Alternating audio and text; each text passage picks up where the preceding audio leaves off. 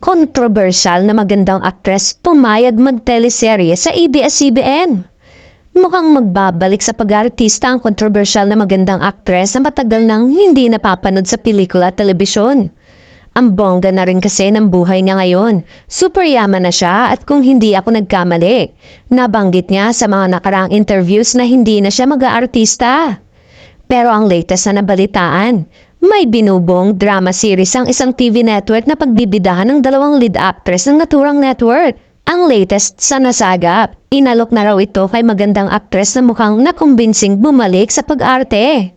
Marami na rin daw ang nakakamiss sa aktres kaya't ngayon pa lang ay excited na muli siyang mapanood sa teleserye. Ang sabi ng source, pinag-uusapan pa raw nila pero baka tatanggapin na raw ni magandang aktres.